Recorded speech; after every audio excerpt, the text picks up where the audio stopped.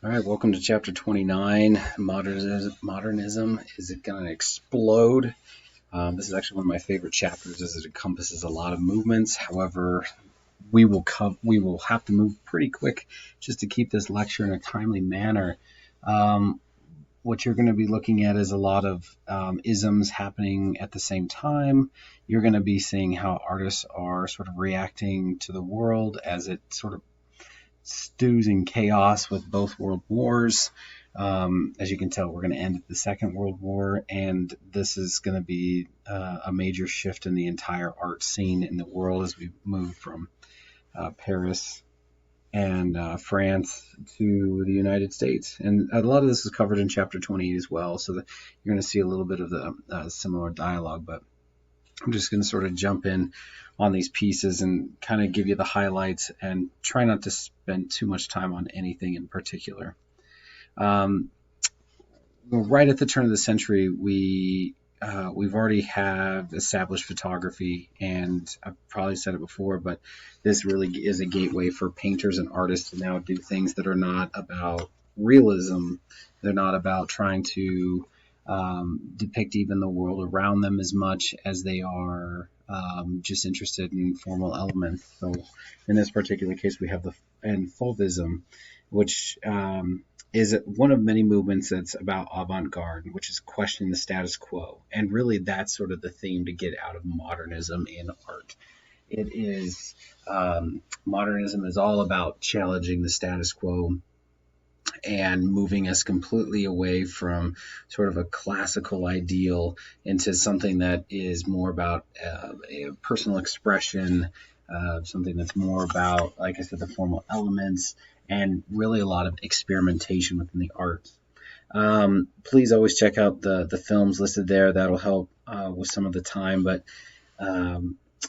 Henri Matisse arrives with the Fauve movement, and these guys are actually known as the wild beasts of color, thus the name Fauvism, because that was the term that was coined in a newspaper article when the first review came out about their work. This is pretty radical change happening for painters and sculptors as they question the purpose of art and the form it should take. Art revolutions usually happen because of social, political, or economic stress. And at the turn of the century, the artists show full force in wanting to create a variety of different directions. So, to see another piece by Henri Matisse, probably a little bit more famous, is this, where he's taking from Manet that idea of luncheon on the grass and sort of exploding it, but still dealing with that same pictorial space. We've seen this before, where we had sort of what seemed to be sort of a menagerie of images. Well, Matisse is playing with that, but then adding a lot to it with this colorful dialogue. Matisse is interested in meaning within his color. He's not interested in true or natural colors. And that's pretty evident when we also look at here where we see that flattening of space. So you can tell the influence of the Impressionists and that sort of Japanese print style where everything's sort of flattened. You get some diagonals, but everything is still pretty flat and pretty patternistic. So check out those links to see more about how Matisse really got his start. Another movement which is going on as we see urbanization really start to rise, where we start to see cities become a little bit more crowded and people becoming a little bit more disenfranchised with each other, which is German Expressionism. And I list the two types there, the Die Brücke or the bridge, and Der Blue Reiter or the Blue Rider. And these two groups are sort of the philosophies that several artists will sort of link themselves to. But these guys are inspired by the Fauves, which is pretty easy to see with that sort of arbitrary color.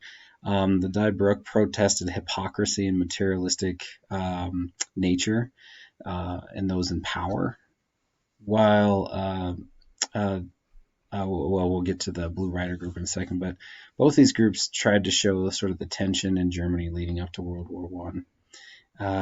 Industrializations really sort of packed the cities and made people foreign to one another. So we kind of have almost what looks to be monsters, especially that girl right in the center. I find her to be super creepy, and I don't know if that's a hand that's kind of coming out but when you look at sort of this almost mutation of an individual, it's almost grotesque. So Um, on the other side, we had the Blue Rider group, and that's going to encompass several artists. Um, uh, and one of the major artists is Kandinsky. And his ideas were sort of on art and science, and they wanted to change our perception of the 20th century, right? Einstein's theories of relativity have come out, and they're pushing boundaries about how artists, and this made artists sort of think about material objects and really having no substance. So, this new levels of abstraction start to come in. And Kandinsky is probably one of the most famous members of the Blue Rider group, and he's really focusing on capturing feelings in visual forms with intense emotions and trying to get a response from the viewer. One of the first things artists to go all the way to abstractions for him, he was one of those first artists to do that and really called the father of abstract art.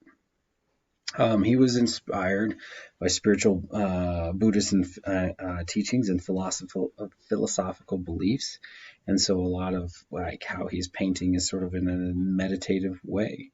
Um, Later on, he'd be considered a degenerate artist by Hitler, so he's another one of those that kind of gets put on the shit list. But he's later taught at the Bauhaus, and his books and teachings really formed sort of the formal dedication to abstract art and for others to follow.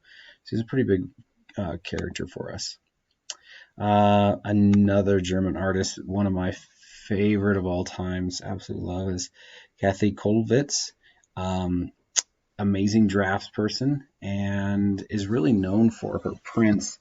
She was a painter, printmaker, and really sort of pushed the boundaries of etching and what you could do. Also was really big into woodcuts and has major works in both. But she focused on the poor and suffering in Germany. She's primarily, like I said, a woodcut lithographer and etcher, but did do some paintings as well. Um, right here actually is this really sort of um, emotional scene of the woman and child, which is very classical in its motif, but we have just so much more empathy than when we think of like a regular Pietà. Interesting enough, she used her son as the model for this when he was young. um, and so herself, so she sort of posed herself and such here and with him, and to figure out how to do this work. And strangely enough, he would actually die in World War One. But this has become one of the most profound images of grief that we have, and it really remade that idea of the Pietà that I mentioned before.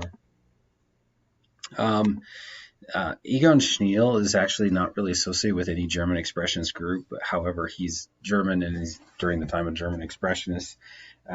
He created over 3,000 works. I mean, he's just really prolific, and his works, as you look at them, are almost sort of like, um, almost seemingly like untrained, very contemporary, very what he said, like a lot about the mark making and just smearing on these gouache, which is like a heavier watercolor, has a lot more pigment, and you can sort of just see how he contours the body with that gouache, and he's not interested at all um, about the actual human form. In fact, he's influenced by death of his father from syphilis.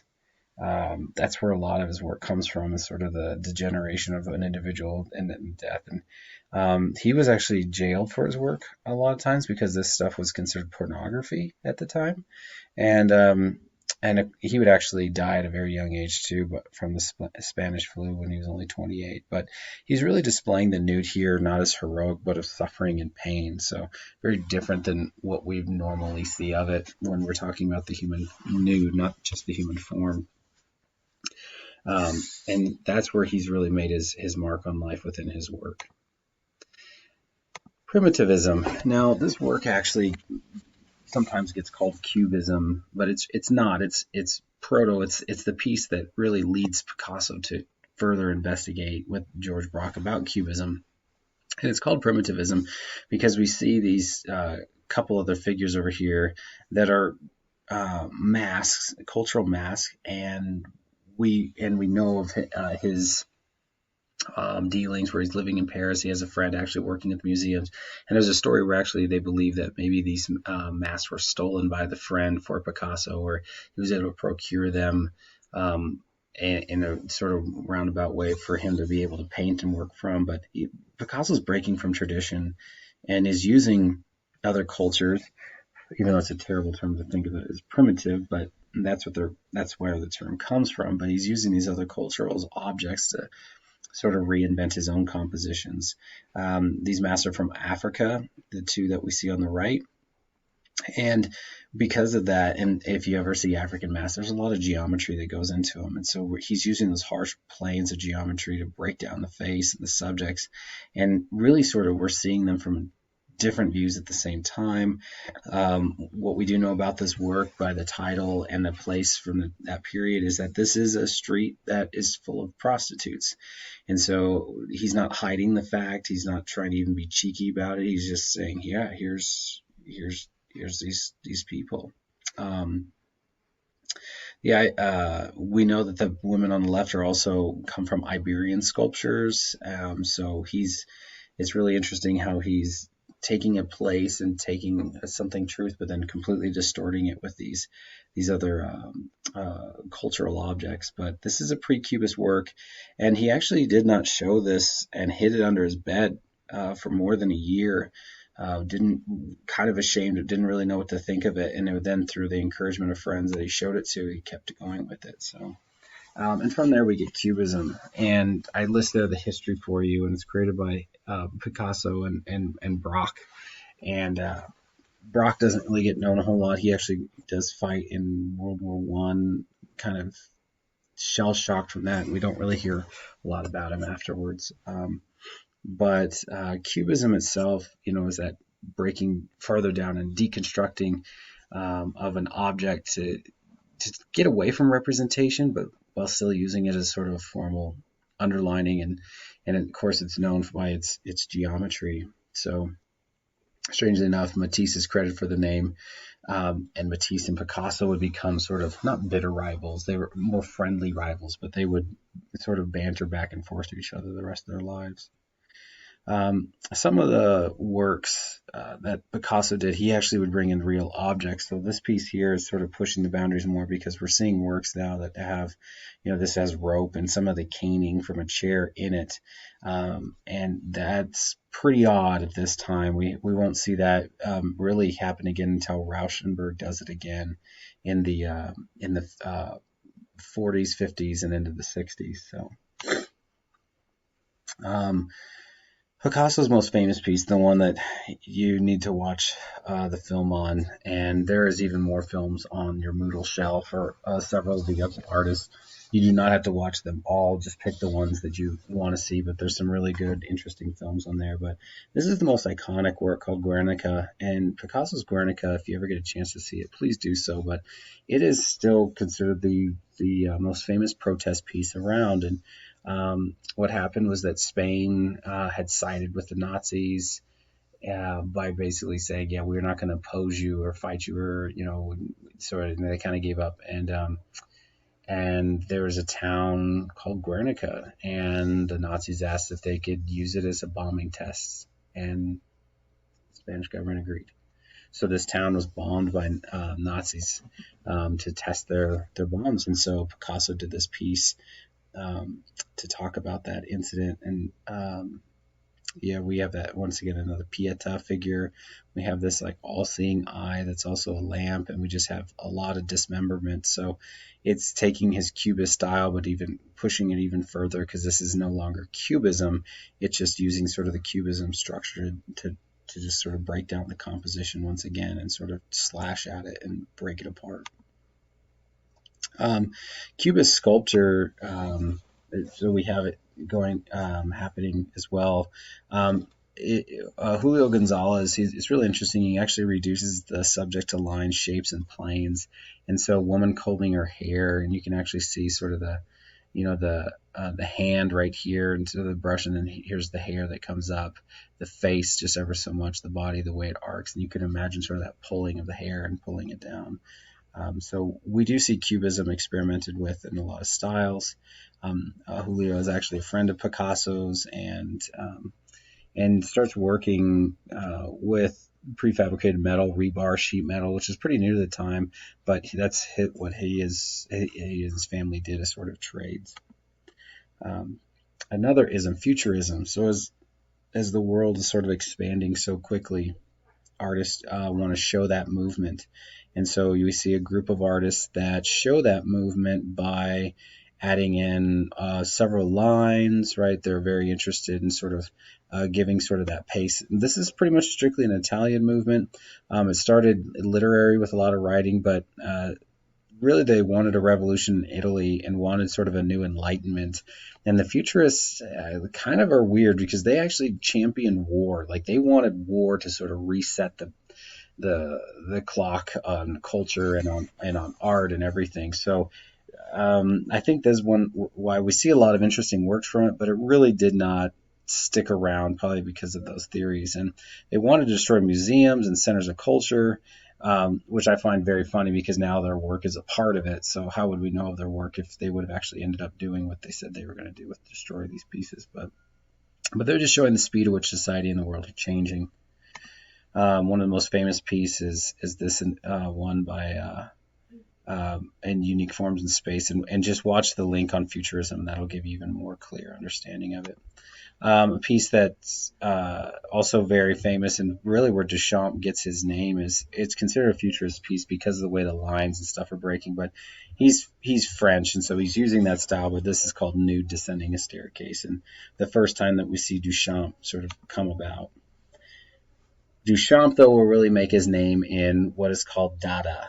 Dada, very interesting movement because they basically believe that the enlightened reasoning is what caused the First World War.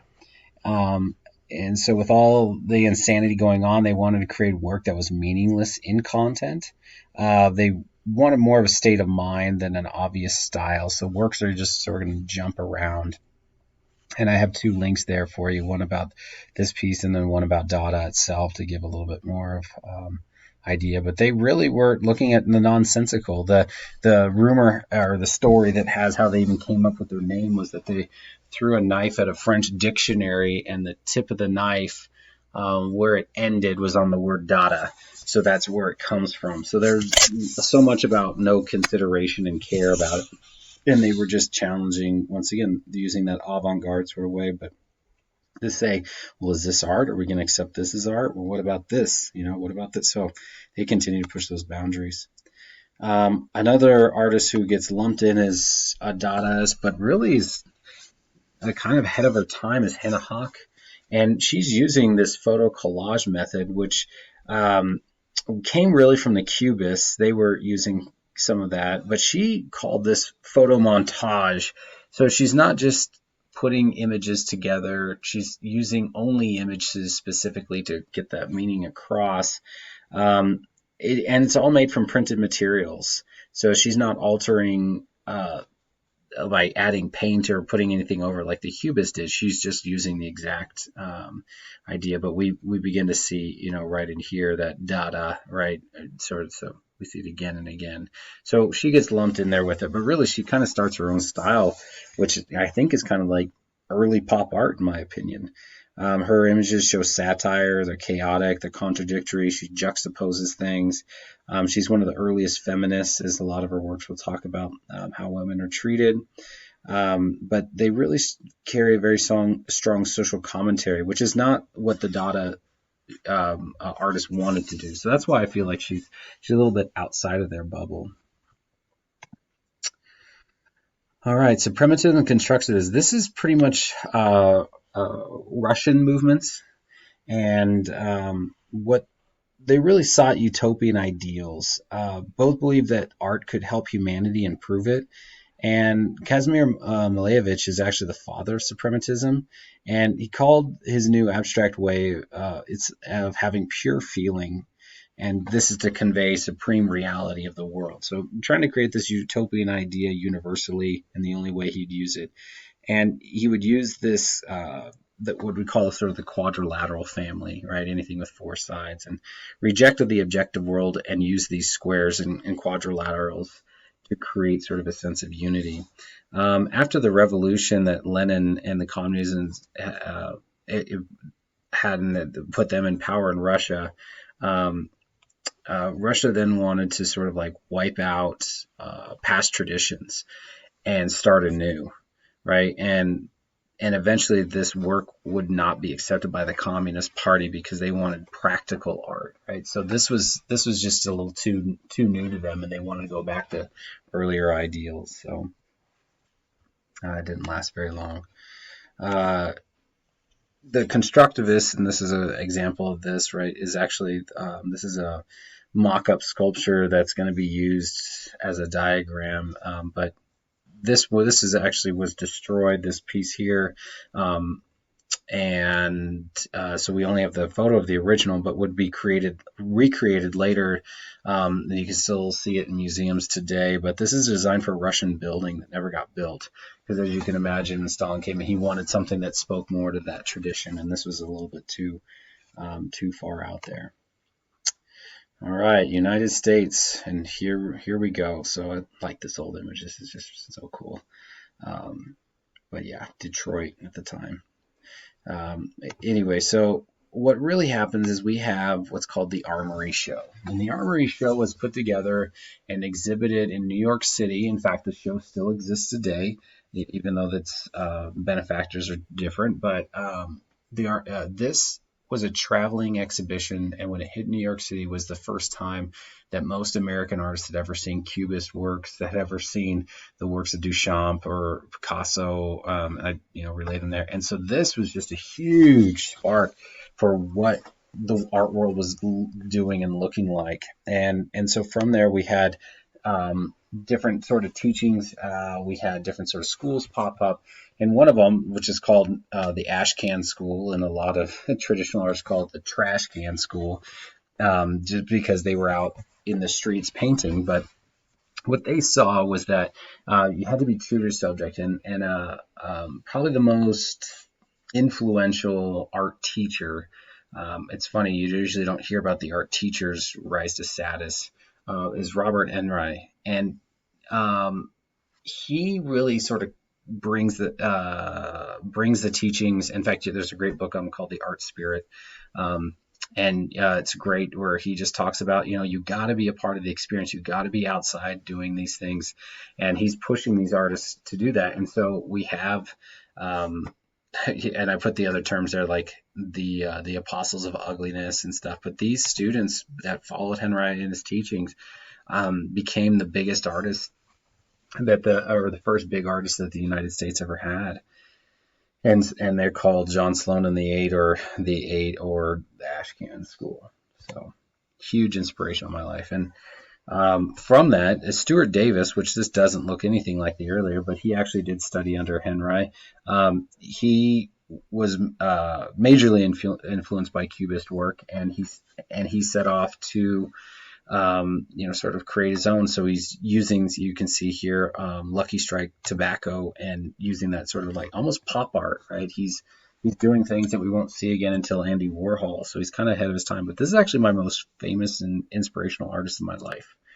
Stuart Davis is the one that I've studied the most, and I find his stuff just amazing. He's influenced by jazz music and American commerce. He's really got sort of an energy because the Roaring Twenties are going on. So he sought to convey that energy. And his works they change so fast and so quickly. But he eventually becomes the leading abstract painter for the U.S. for several generations.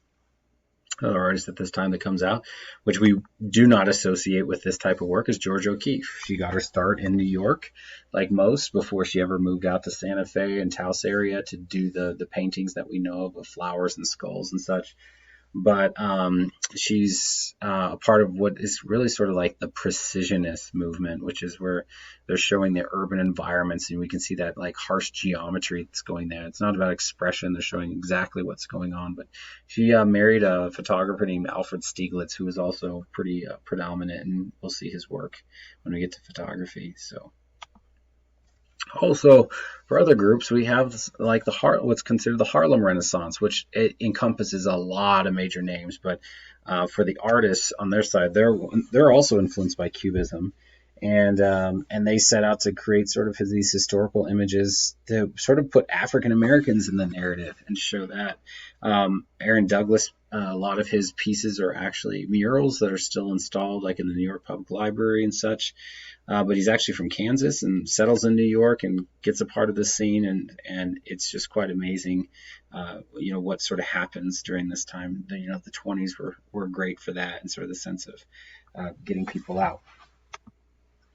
Photography, like I'd mentioned, Alfred Stieglitz, and here we go, husband of Georgia O'Keeffe, and he's one of the first to really sort of take what the Ashcan School is doing in painting and adds it to a photography sense. So it's just almost like documentary photography.